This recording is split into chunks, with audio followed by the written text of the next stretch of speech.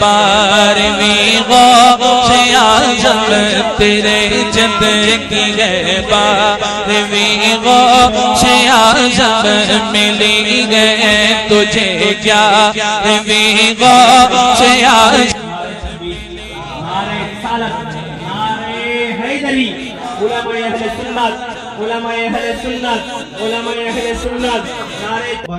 बाद पावर अपनारा हकदार ये तमाम वली जे बुजुर्ग हस्तीर काछे इंडियार बुके सरेंडार करें तिनी हच्छेन सुल्तानुल हिंद अताए रसूल फिल हिंद हुजूर ख्वाजा मुइनुद्दीन चिश्ती अजमेरी अलैहि रहमा।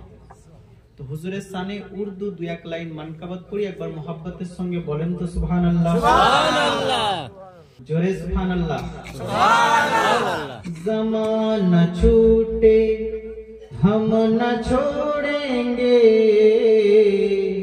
दरे गरीब नवाज। ज़माना छूटे हम न छोड़ेंगे दरे गरीब नवाज। हमें नाज है बस तुझ पर किसी और पे नाज नहीं। तेरे जैसा जमाने में कोई बंदा नवाज नहीं। ख्वाजा तेरे जैसा जमाने में कोई बंदा नवाज नहीं। मुइनुद्दीन मुइनुद्दीन मुइनुद्दीन मेरे ख्वाजा। আজমির গেছেন কখনো? আজমির গেছেন?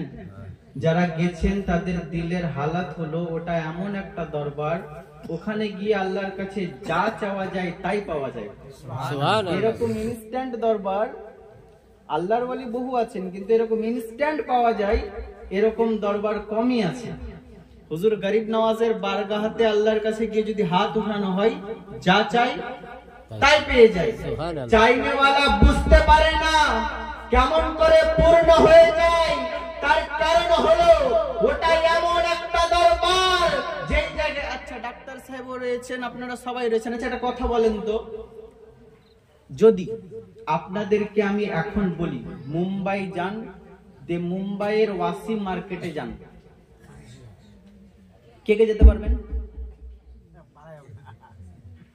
মুম্বাই তো চলে যাবেন, ট্রেনের টিকিট কাটবেন, মুম্বাই তো চলে যাবেন, কিন্তু ওয়াসিম মার্কেট যেতে হলে মুম্বাই স্টেশনে নামার পরে ছত্রপতি শিবাজি স্টেশনে নামার পরে কাউকে জিজ্ঞেস করা লাগবে, অটো ধরা লাগবে।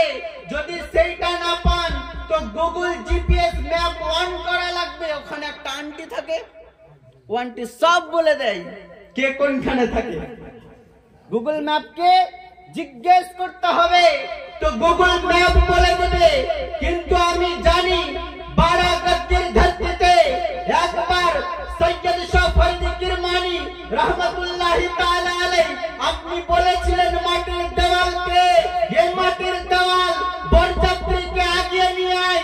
মাটির দেওয়ালকে বলেন নাই কোন জায়গায় বরযাত্রী আছে, মাটির দেওয়ালকে বলেন নাই কোন জিপিএস ম্যাপ ছিল না, বলনেওয়ালা কেউ ছিল না।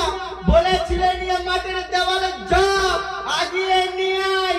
মাটির দেওয়াল ওই জায়গায় পৌঁছে গিয়েছে যে জায়গার বরযাত্রীরা রয়েছে। সুবহানাল্লাহ সুবহানাল্লাহ বলতে পারলেন না? সুবহানাল্লাহ। এই হলো আল্লাহর ওয়ালিদের শান। আর পীরকে মানে তো কেমন মানে দেখেন, পীরকে মানে তো কেমন মানে।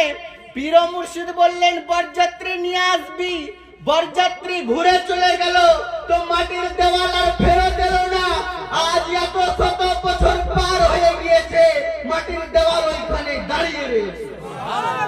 দেওয়াল ওইখানে দাঁড়িয়ে রয়েছে। আমি বলতে চাই ইনারা ওই জাতে পাক। শুনে রাখুন মুসলমান, আলে রসুলকে হালকা নজরে দেখিয়েন না। আলে রসুলকে যেমন আপনার আমার সুবহানাল্লাহ প্রত্যেকের ঘরে ঘরে কোরআন আছে, এই জন্য কোরআনের মর্যাদা বুঝতে পারি না। কিন্তু একবার জিজ্ঞাসা করুন না যারা মেডিকেল সায়েন্সের চরম লেভেলে গিয়েছে, যারা সাউন্ড থেরাপি নিয়ে রিসার্চ করেছে। তারা যখন সুবহানাল্লাহ যেমন বিভিন্ন রোগের জন্য চিকিৎসা পদ্ধতি হিসেবে মেডিসিন দেওয়া হয়, ঔষধের উপকরণ দেওয়া হয়, কিছু ডোজ দেওয়া হয়, কিছু ডোজ দেওয়া হয়, yani বলা হয় এই কাজ করবে, এই কাজ করবে না, এই জিনিস খাবে, এই জিনিস খাবে না, যেমন সিস্টেম দেওয়া হয়, মেডিসিনের ডোজ দেওয়া হয়, সেই রকম আজ সাউন্ড থেরাপির মাধ্যমে চিকিৎসা করা হচ্ছে। আর সেই চিকিৎসাতে কোনো ওষুধ দেওয়া হয় না, কোনো ডোজ এন্ড ডোজ বলা হচ্ছে না, শুধুমাত্র কোরআন শোনানো হচ্ছে আর সাউন্ড থেরাপির মাধ্যমে চিকিৎসা হচ্ছে। সাউন্ড থেরাপির মাধ্যমে চিকিৎসা হচ্ছে, কিন্তু প্রত্যেকের ঘরে ঘরে আছে, তাই মর্যাদা বুঝি না। ঠিক সেই রকমই মুসলমান আলে রসুল আমরা সহজে পেয়েছি। আজকে যদি এই আলে রসুলদেরকে দেখার জন্য আপনাকে এরোপ্লেন ভাড়া করতে হতো, যেমন হজ করতে গিয়ে ওখানে গিয়ে দেখতে হতো, তাহলে মর্যাদা বুঝতে পারতেন। কিন্তু যেহেতু এনাদেরকে আমরা কাছে পেয়েছি, মর্যাদা ভুলে যাই।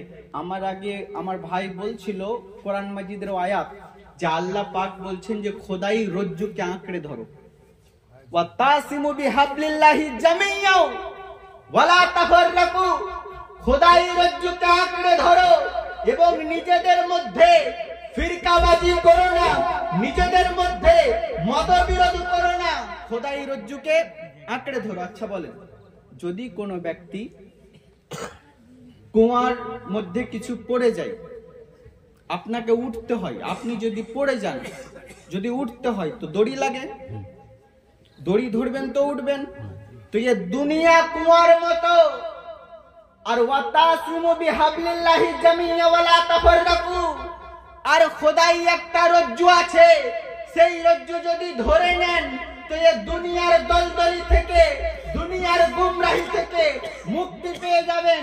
এবার জিজ্ঞাসা করুন না ওলামায়ে দ্বীনদেরকে হাবলুল্লাহর মানে কি? তো হাবলুল্লাহর মিনিং এ বেশিরভাগ ওলামায়ে দ্বীন আল্লাহর রাসূলকে বলেছেন, কিছু ওলামায়ে দ্বীন কোরআন মাজিদকে বলেছেন, কিছু ওলামায়ে দ্বীন সুন্নাতকে বলেছেন। যখন সাইয়্যিদুনা ইমামে জাফর আস-সাদিক রাদিয়াল্লাহু তাআলা আনহুকে প্রশ্ন করা হলো, ও ইমামে জাফর আস-সাদিক, আপনি আবু হানিফার ইমাম, ও ইমামে জাফর আস-সাদিক, আপনি 12 ইমামের এক ইমাম, ও ইমামে জাফর আস-সাদিক, আপনি আহলে বাইতের ইমাম, আপনি সাইয়্যিদুস সাদাত, আপনি ও ইমাম কি সুবহানাল্লাহ কেমিস্ট্রির যিনি রচয়িতা, যিনি কেমিস্ট্রির রচয়িতা, আরবি কালচারের মধ্যে যাকে কেমিস্ট্রির রচয়িতা এবং জনক ধারণা করা হয়, আপনি তারও গুরু, আপনি বলুন হাবলুল্লাহর মানে কি? তিনি বলতে আছেন নাহনু আলু মুহাম্মাদিন হাবলুল্লাহ। শুনে রাখো, আমরা যারা আলে মুহাম্মদ তারাই হাবলুল্লাহ। আমরা যারা আলে মুহাম্মদ, আমরা যারা নবী পাকের বংশধর, তারাই হাবলুল্লাহ, তারাই খোদাই রজ্জু। অতএব যদি দুনিয়ার দলদলি থেকে বাঁচতে চান তো কোরআনকে আঁকড়ে ধরেন আর আহলে বাইত পাকের দামানকে আঁকড়ে ধরেন। সুবহানাল্লাহ, কোরআনকে আঁকড়ে ধরতে হবে, আহলে বাইত পাকের দামানকে আঁকড়ে ধরতে হবে, আপনি বেঁচে যাবেন। সুবহানাল্লাহ, আহলে বাইতের দামানকে যারা আঁকড়ে ধরেছে, দুনিয়ার বুকে সত্যিকারের আহলে বাইতের মোহাব্বত করনে ওয়ালারা ওয়ালি হয়েছে। আহলে বাইতের সত্যিকারের মোহাব্বত করনে ওয়ালারা ওয়ালি হয়েছে। আপনারা সবাই জানেন আলা হযরতের ঘটনা। আলা হযরতের নাম সবাই শুনেছেন। একজন জাদুকর বলল, জাদু দেখাচ্ছে, বড় বড় জিনিস তার সামনে আসছে, উঠিয়ে নিচ্ছে। তো আলা হযরত ইমাম আহলে সুন্নাত ইমাম আহমদ রাজা খান ফাজিল বেরেলভী রহমাতুল্লাহি তাআলা আলাইহি, আপনি বললেন যে এক কাজ করো হে জাদুকর, তুমি আমার জুতা উঠিয়ে দেখাও। উনি জুতা খুলে দিলেন, বললেন আমার জুতা উঠিয়ে দেখাও। তো যেই জাদুকর বড় বড় ইনস্ট্রুমেন্টকে চোখের ইশারাতে উঠিয়ে নিচ্ছিল, ওই জাদুকর কিন্তু আলা হযরতের জুতা উঠাতে পারে না। যেই জাদুকর গোটা গোটা মানুষকে উঠিয়ে নিচ্ছিল, সেই জাদুকর কিন্তু আলা হযরতের জুতা উঠাতে পারে না। যখন আলা হযরত ফাজিল বেরেলভীকে প্রশ্ন করা হলো, ও আলা হযরত বলুন না যে বড় বড় ইনস্ট্রুমেন্ট উঠিয়ে নিতে পারে, আপনার জুতা কেন উঠাতে পারে না? তো তিনি বলতে আছেন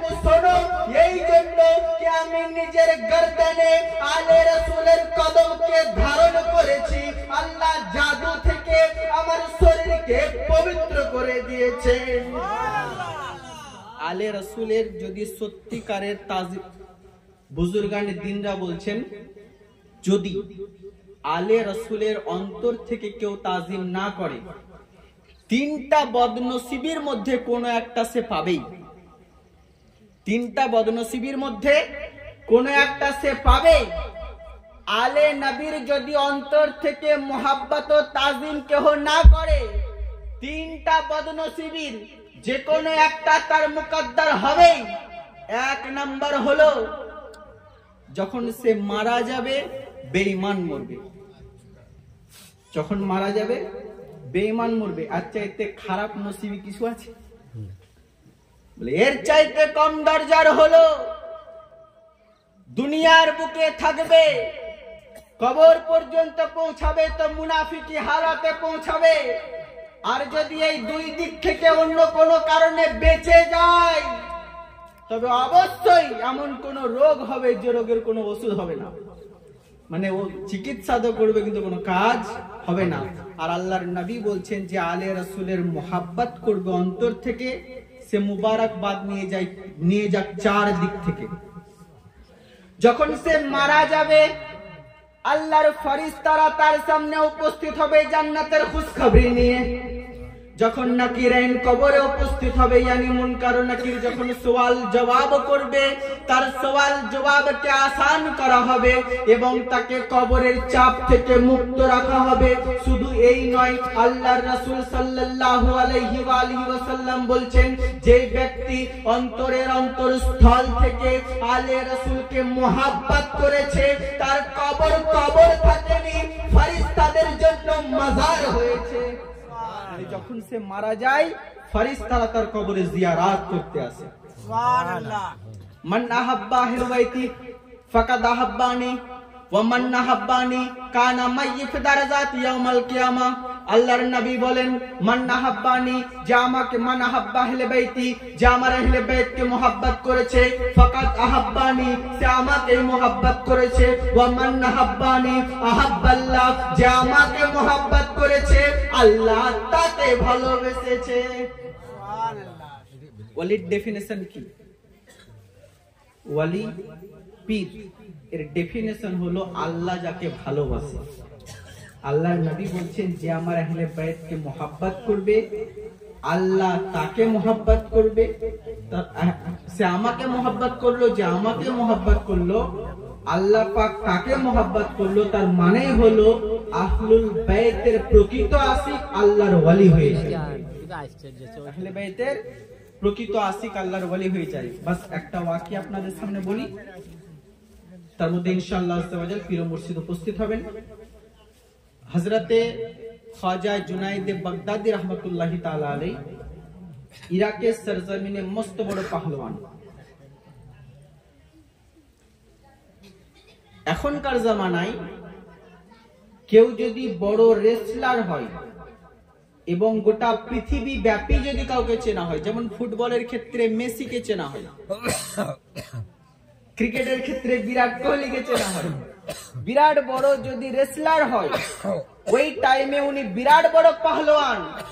তো রাজা বলল ইরাকের বাদশাহ, যে তুমি যে বিরাট বড় পাহলওয়ান, তোমার শরীরের তাকাত বিশাল, তো একবার কোনো ম্যাচ লড়ানো যাক, যাতে বুঝতে পারি যে তোমার চাইতেও কেউ পাওয়ারওয়ালা আছে না নাই।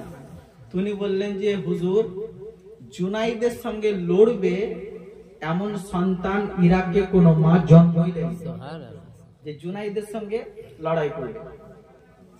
চারিদিকে ঘোষণা করে দেওয়া হলো অমুক দিন ম্যাচ হবে, যারা নাম লেখাতে ইচ্ছুক নাম লিখিয়ে যাও। প্রত্যেকটা এলাকায় ঘোষণা করে দেওয়া হলো জুনায়েদ বাগদাদির সঙ্গে যে ম্যাচ লড়বে জিততে হবে না, শুধুমাত্র সামনে এসে উপস্থিত হবে তাকে এত দেওয়া হবে, আর যে হারিয়ে দিতে পারবে তাকে কোন একটা অ্যামাউন্ট, ধরুন 1 লাখ দেওয়া হবে। রেফারি বসে রয়েছে, দেখছে কোনো লোক কিন্তু আসছে না, যে নাম লিখবে কোনো লোক আসছে না। ওই টাইমে দেখলো একটা দুবলা পাতলা লোক এসেছে, আসার পরে বলছে যে ভাই আমার নামটা লিখে দাও, আমি জুনাইদের এগেইনস্টে লড়বো। তো তো যে নাম লিখবে সে একবার ওই পাতলা লোকটার দিকে তাকাচ্ছে, আর একবার খাতার রেজিস্টারের দিকে তাকাচ্ছে। একবার পাতলা লোকটার দিকে তাকাই, একবার রেজিস্টারের দিকে তাকাই। তো পাতলা লোকটা বলছে, তো আমাকে কি দেখছিস? তোকে লিখতে বলছি, লেখ। তো বলছে, জুনাইদকে দেখেছো? তো বলে, কেন দেখলে কি হবে? বলে, ওকে কিছু করতে হবে না, তোমার উপর একটি হাত রেখে দিলেই হবে। ওকে তোমার সঙ্গে লড়াই করতে হবে না, একটা যদি হাত রেখে দেয় তাতে হয়ে যাবে। সে বলতে আছে, শোনো, তোমাকে এটা বিচার করার জন্য বসানো হয় নাই, নাম লিখতে বলা হয়েছে, নাম লেখো। ও নাম এন্ট্রি করে নিল। এবার যেদিন লড়াই হওয়ার ঘোষণা, মনে করেন আপনাদের গ্রামে বড় মাঠ, ফুটবল খেলা, বিশাল বড় কোনো মাঠ ফাট আছে জি, তো ওরকম মনে করেন বড় মাঠে নামানো হয়েছে। লোক বলছে, দেখবো ওই লোকটাকে জুনাইদের এগেনস্টে লড়বে তো কি, ওর চেহারায় দেখবো যে জুনাইদের এগেনস্টে লড়বে। হযরতে জুনাইদ বাগদাদী রহমতুল্লাহি তাআলা আলাইহি আপনি ময়দানে এসেছেন, ওই লোকটাও এসেছে। ওই লোকটাকে জুনাইদ বাগদাদী রহমতুল্লাহি তাআলা আলাইহি ডাকলেন আর বললেন, জি ভাই, কেন তোমার মরবার ইচ্ছা হয়ে আছে? খামাখা আমার এগেনস্টে লড়তে এসেছো, আমি যদি ঠিকঠাক একটি কিল মারি তো তোমার তো দম বাড়িয়ে যাবে। উনি বললেন যে, জুনাইদ, তোমার সঙ্গে আমি হুজ্জতি করতে আসিনি, কিছু বুঝাইতে আসিনি, লড়াই করতে এসেছি, লড়াই করবে।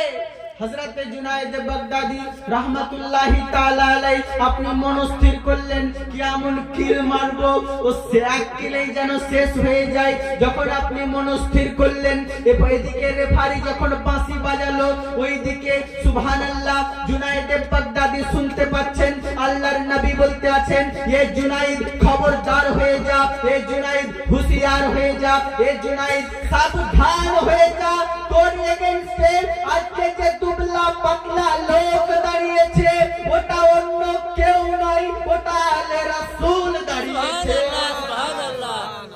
এই জুনাইদ, তোর এগেইনস্টে যে দুবলা পাতলা লোক দাঁড়িয়েছে ও আমার বংশের সন্তান আছে, যদি ওর গায়ে আঁচড় লাগে কিয়ামতের দিনে তোকে আমি দেখে নিব। হযরতে জুনাইদ বাগদাদী রাহমাতুল্লাহি তাআলা আলাইহি চোখ দিয়ে পানি আসতে শুরু করেছে। উনি বলছেন যে, মওলা, একদিকে সারা জিন্দেগির সম্মান যে আমি মস্ত বড় পাহলওয়ান, একদিকে রাজার বিরাট দরবার, রাজার দরবারে আমি সম্মানযুক্ত পোস্টের মধ্যে রয়েছি, আর একদিকে এ দুবলা পাতলা সৈয়দ জাদা, আমি যাই তো কোন দিকে যাই, যাই তো কোন দিকে যাই? মনের মধ্যে এ প্রশ্ন, চোখের মধ্যে পানি, আর কানের মধ্যে ও গুঞ্জ ভেসে আসছে, ও জুনাইদ, ওটা আমার ঘরের সন্তান আছে, যদি আঁচড় লাগে কিয়ামতের দিনে দেখে নিব। হযরতে জুনাইদ বাগদাদী রাহমাতুল্লাহি তাআলা আলাইহি দাঁড়িয়ে গিয়েছেন, চোখ দিয়ে পানি ঝরছে। ওই দুবলা পাতলা সৈয়দ জাদা আলে রাসূল আপনি জুনাইদ বাগদাদীকে টাচ করলেন, হযরতে জুনাইদ বাগদাদী শুয়ে গেলেন। লোক বলছে, এই লড়াই মানি না, এটা অসম্ভব, এটা হওয়া সম্ভব নয় কি জুনাইদ বাগদাদীকে হাত মেরে ফেলে দিতে পারে, এ লড়াই মানি না। আবার লড়ানো হোক, আবার লড়ানো হলো। হযরতে জুনাইদ বাগদাদীকে টাচ করতে যান, উনি আগেই শুয়ে যান। লোক বলে, এ লড়াই মানি না, এটা কিভাবে সম্ভব, এটা কেমন করে সম্ভব হতে পারে? আবার লড়ানো হোক, আবার লড়ানো হলো। যতবার লড়ানো হয় জুনাইদ বাগদাদী শুয়ে যান। রেফারি বলতে শুরু করলো, ভাই জুনাইদ, এ কি হাল করলা? এমন ভাবে হারলে রাজার দরবার তো ছুটে যাবে, রাজার দরবার থেকে তোমাকে বিতাড়িত করা হবে। যখন বেরিয়ে আসছেন হেরে গিয়ে, সুবহানাল্লাহ, ওই টাইমে লোকজন বলতে আছে, ও জুনাইদ, তোমার তো খুব নাম ডাক শুনেছিলাম, তুমি নাকি বিরাট বড় পাহলওয়ান, ওই দুবলা লোকটাকে পারলে না, ওই পাতলা লোকটাকে ফেলতে পারলে না। ওই সুবহানাল্লাহ জুনাইদ বাগদাদীকে বলতে আছে, ও জুনাইদ বাগদাদী, মোটা অঙ্কের বেতন আর পাবে না, ও জুনাইদ বাগদাদী সম্মানের পোস্ট আর পাবে না, ও জুনাইদ বাগদাদী বাদশার দরবার আর পাবে না। জুনাইদ বাগদাদী বলতে আছেন, হে ইরাকের লোকেরা, কান খুলে শুনে নাও, আমি ইরাকের বাদশার দরবারকে লাঠি মেরে দিয়েছি, দো জাহানের বাদশার দরবারকে সিলেক্ট করে নিয়েছি। আমি ইরাকের বাদশার দরবারকে লাথি মেরে দিয়েছি, দো জাহানের বাদশার দরবারকে সিলেক্ট করে নিয়েছি। যখন এই কষ্টের মধ্যে সারা জীবনের যদি কোনো জিনিস কারো লুটে যায়, যদি কেউ মিলিয়ন বিলিয়ন ট্রিলিয়ন ডলারকে একত্রিত করে একদিনে লুটে যায়, যদি ভাবুন না একবার, যদি বিশ্বকবি রবীন্দ্রনাথ ঠাকুরের পুরা সাহিত্য একদিনে মুছে যায়, অবস্থা কি হবে? সারা জীবনের সমস্ত কিছু বিসর্জন হয়ে গেল, মন তো খারাপ, কিন্তু দিলের মধ্যে সান্ত্বনা কি সৈয়দের উপর কুরবান করেছি। যখন রাত্রে বিছানায় ঘুমিয়েছেন, এদিকে চোখ লেগেছে, শরীরের চোখ লেগে গিয়েছে, নসিবের চোখ খুলে গিয়েছে। জোরে বলেন না সুবহানাল্লাহ। আল্লাহর নবী স্বপ্নে এসে বলতে আছেন, ও জুনাইদ চোখ খুল। এ জুনাইদ উঠে দাঁড়া। আল্লাহর নবীর হাতে বেলায়েতের পাগড়ি। আকা আলাইহিস সালাম বলতে আছেন, ও জুনাইদ, আমার আওলাদের খাতিরে নিজের সম্মানকে বিসর্জন দিয়েছো, আমার আওলাদের খাতিরে নিজের পাহলওয়ানিকে বিসর্জন দিয়েছো, আমার আওলাদের খাতিরে মোটা অঙ্কের বেতনকে বিসর্জন দিয়েছো, আমার আওলাদের মোহাব্বতের খাতিরে, আমার আওলাদের তাজিমের খাতিরে তুমি নিজের অস্তিত্বকে বিলীন করে দিয়েছো। ও জুনাইদ বাগদাদি, একবার চোখ খোলো, মাথা উঠাও। যখন জুনাইদ বাগদাদি তাকান তো দেখতে আছেন আকা আলাইহিস সালামের হাতে পাগড়ি মুবারক। আকা আলাইহিস সালাম পাগড়ি নিয়ে জুনাইদ বাগদাদিকে পরাতে আছেন আর বলতে আছেন, জুনাইদ, বাদশার দরবারকে ছেড়ে যেমন আমার দরবারকে চুজ করেছিস, আমিও তোকে কোলে উঠিয়ে নিলাম। যা যা, আজ থেকে তোকে সৈয়দুল তারেফা বানিয়ে দিলাম, ওয়ালিদের মাথার তাজ বানিয়ে দিলাম। কিসের বরকতে? কিসের বরকতে?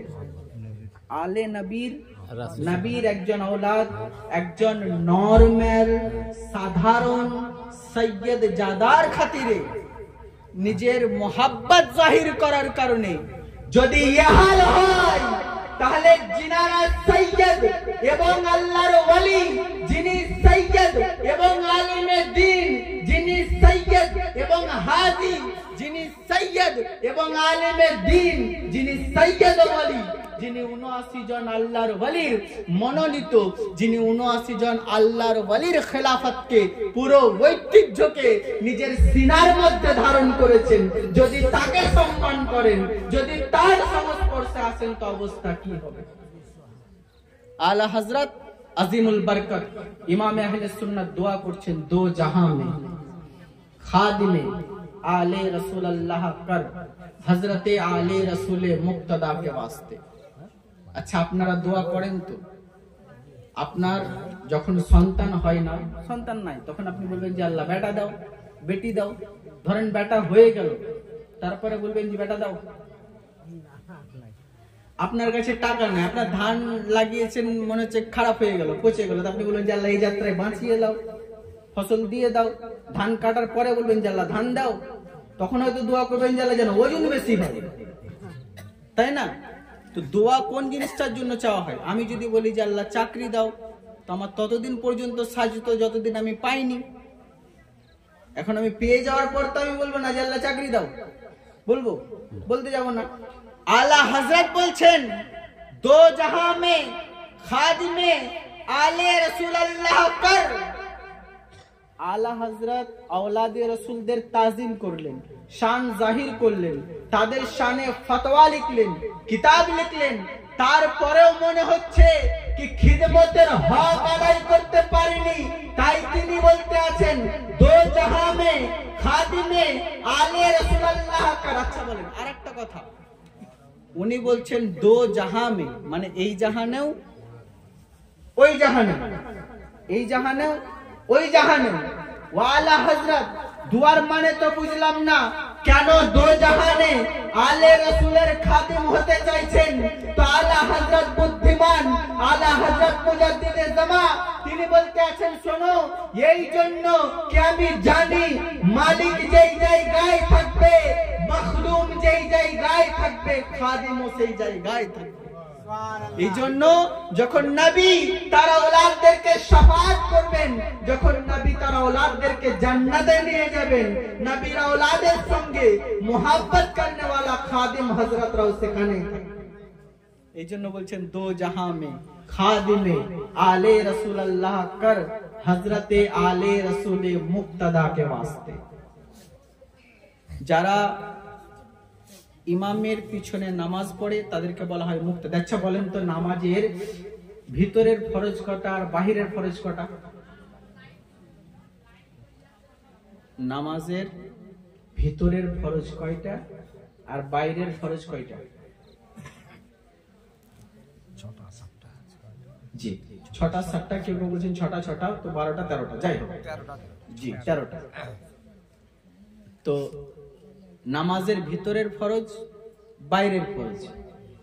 এর মধ্যে নামাজের যে বাইরের ফরজ তার কথা বলছি। আপনারা জানেন শরীরের পবিত্রতা, আমি দুই একটার কথা বলছি। একটা হচ্ছে স্থানের পবিত্রতা। আল্লাহর ইবাদত করার জন্য তুমি যে জায়গায় ইচ্ছা দাঁড়িয়ে গেলা চলবে, যদিও মাটি পাক সেটা আলাদা বিষয়, কিন্তু পবিত্রতার খেয়াল রাখতে হবে। এ মুসলমান, তেমন শুনে রাখুন, আলে মুহাম্মাদের মোহাব্বত যেই সেই সিনায় আসেন না, আসে না। আল্লাহর নবী বলতে আছেন, ইয়া আইয়ুহান নাস ইন্নী তারিকুন ফিকুমুস সাকালাইন আখাযতুম বিহি ওয়া মা ইন তামাসসাকতুম বিহি লান তাদিল্লু বাদি কিতাবাল্লাহি ওয়া ইত্রাতি আহলি বাইতি। আল্লাহর নবী বলেন, O people, I left behind you two important things, hold them first and then you do not destroy. What is that thing ya Rasulullah sallallahu alayhi wa alihi wa sallam? আল্লাহর নবী বলেন, আমি তোমাদের দরমিয়ানে দুইটা ভারী জিনিস রেখে যাচ্ছি, যদি মজবুতির সঙ্গে আঁকড়ে ধরো লান তাদিল্লু বাদি, আমি নবী গ্যারান্টি দিচ্ছি কখনোই গুমরাহ হবে না, কখনোই পথভ্রষ্ট হবে না, কখনো পথভ্রষ্ট হবে না। কি সেই জিনিস? আচ্ছা বলেন, যেই কথা আল্লাহর নবী নিজের শেষ বক্তব্যতে বলছেন তার গুরুত্ব কত বেশি হওয়া উচিত? আমাদের এলাকায় যদি কোনো লোক মারা যায় আর শেষ টাইমে বেটাকে বলে যে বেটা এটা করিও, তো ওইটার চাইতে ইম্পর্টেন্ট কথা কোনো কিছু নাই। বেটা যদি সারা জীবন বাপের কথা এদিক সেদিক করে কিন্তু মৃত্যু সজ্জার ব্যাপারে যদি না